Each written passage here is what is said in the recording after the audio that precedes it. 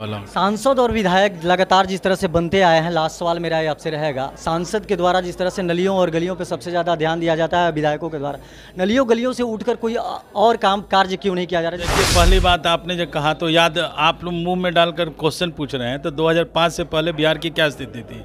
लोग शाम को घूमना बंद कर दिए थे, किडनैपिंग होता था, रोड क्या हालात थे, प्लान उस समय ज़्यादा होता था। आज 2005 और यही 2024 आप देख सकते हैं कि कितना खुशहाली है। क्या लग रहा है जो कांग्रेस प्रत्याशी हैं, उम्मीदवार हैं मनोज राम जी, सीधा सीधी टक्कर हो पाएगा या नहीं हो पाएगा? नहीं कर पाएंगे, एक तरफा होगा, नहीं कर पाएंगे। लेकिन लोगों का तो साफ तौर पे कहना है कि बाहरी भीतरी का भी यहाँ पर समीकरण चल रहा है। मैं यहाँ का हूँ भाई, कितनी बार बोला मेरे जन्म असल मोहनिया का है। वो तो सासाराम के लिए वो भी बाहरी हो गया, सासाराम के लिए तो मैं ही हूँ। मेरा जन्म इसी कैमूर में हुआ। मेरा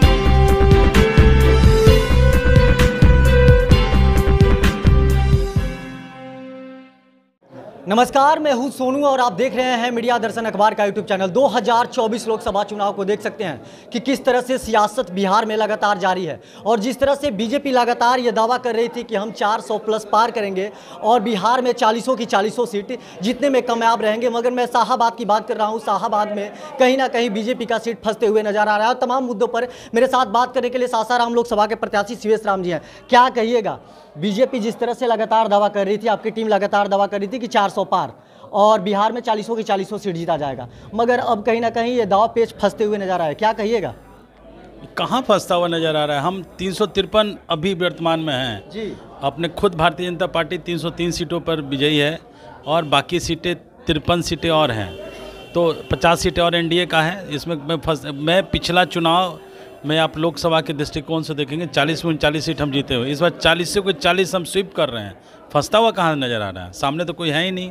बात करी जाए शाहाबाद की तो पवन सिंह कहा जा रहा है कि एनडीए के लिए सरदर्द हो चुके हैं और जिस तरह से शाहाबाद का रेंज है, काराकाट, आरा, इसके बाद आपका जो सासाराम लोकसभा है और बक्सर, काफ़ी दिक्कतों का सामना करना पड़ेगा। मेरे नज़र में कोई दिक्कत नहीं है, हम सभी एनडीए के 40 सीट जीत रहे हैं।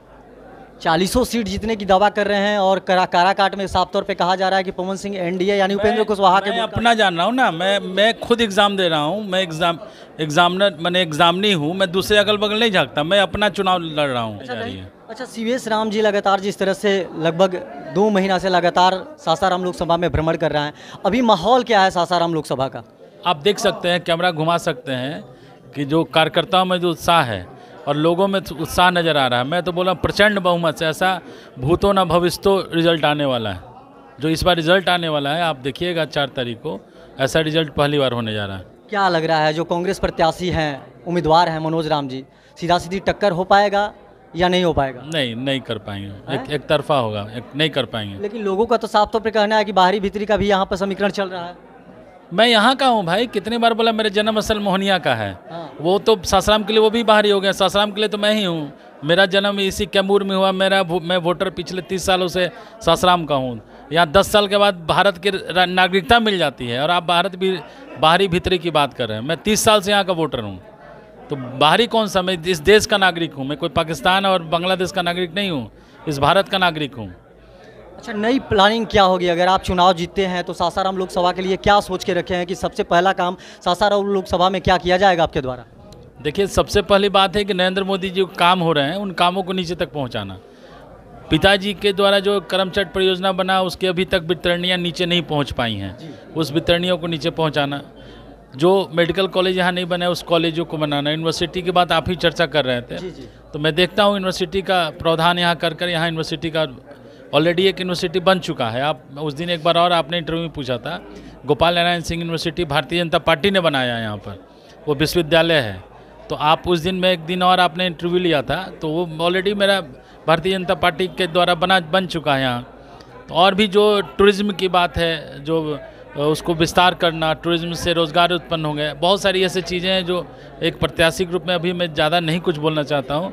अगर भारतीय जनता पार्टी को यहाँ की एनडीए का प्रत्याशी हूँ और यहाँ की जनता का आशीर्वाद मिला तो मैं बहुत कुछ करने वाला हूँ। सांसद और विधायक लगातार जिस तरह से बनते आए हैं, लास्ट सवाल मेरा आपसे रहेगा, सांसद के द्वारा जिस तरह से नलियों और गलियों पे सबसे ज़्यादा ध्यान दिया जाता है, विधायकों के द्वारा नलियों गलियों से उठकर कोई और काम कार्य क्यों नहीं किया जा रहा? जिस तरह से देखते होंगे कि सासाराम लोकसभा के लोग लगातार जिस तरह से लगातार पलायन करते हैं, इनके लिए कोई रोजगार की व्यवस्था हो पाएगा कि नहीं हो पाएगा? देखिए, पहली बात आपने जो कहा तो याद, आप लोग मुंह में डालकर क्वेश्चन पूछ रहे हैं, तो 2005 से पहले बिहार की क्या स्थिति थी? लोग शाम को घूमना बंद कर दिए थे, किडनैपिंग होता था, रोड नहीं था, बिजली नहीं था, क्या हालात थे, प्लान उस समय ज़्यादा होता था। आज 2005 और यही 2024 आप देख सकते हैं कि कितना खुशहाली है पूरे बिहार में। और इस बिहार खासकर सासाराम में सड़कें नहीं थी, आज प्रधानमंत्री सड़क योजना के माध्यम से जो अटल जी का सपना था, हर एक गांव में सड़कों का जाल बिछा हुआ है, हर एक घर में बिजली है, खेतों में बिजली है। तो आप ऐसे नहीं कह सकते हैं कि विकास कार्य नहीं हुए।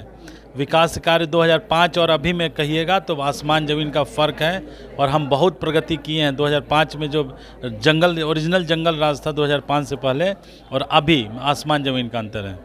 सीवीएस राम जी चुनाव जीतते हैं इस बार 2024 लोकसभा चुनाव का सासाराम से, तो सबसे पहले जो आपका काम है, पहले काम मेरे दर्शकों के माध्यम से बता दिए कि पहला काम आपके क्या होगा?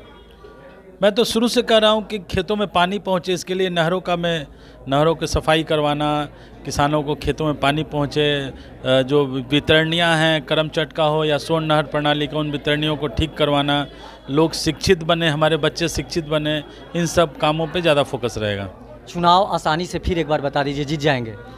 एक तरफा। मैं पिछला 2019 का जो रिजल्ट आया है, भारतीय जनता पार्टी को 4,92,000 वोट आया था और कांग्रेस को 3,26,000 आया था। वो समीकरण आज भी कायम है और उसमें बढ़ोतरी हो रहा है, उससे घट नहीं रहे हैं। जैसे कि अभी आपने सुना, तमाम मुद्दों पर मेरे साथ बात की है सासाराम लोकसभा प्रत्याशी सीवीएस राम जी। इन्होंने कहा कि आसानी से सासाराम लोकसभा का चुनाव जीता जा सकता है और मोदी की लहर 2014 से 24 तक था, आसानी से चुनाव जीत चुके थे यहाँ से छेदी पासवान जी, और ये तीसरी बार ताल ठोक रहे हैं, बीजेपी से उम्मीदवार हैं और साफ तौर पे कह रहे हैं कि एक तरफा लड़ाई है और आसानी से यहाँ चुनाव हम तकरीबन भारी मतों से यहाँ पर जीत जाएंगे। बाकी तमाम आप देखने के लिए हमारे साथ बने रहिए, तब तक के लिए दीजिए इजाज़त, धन्यवाद।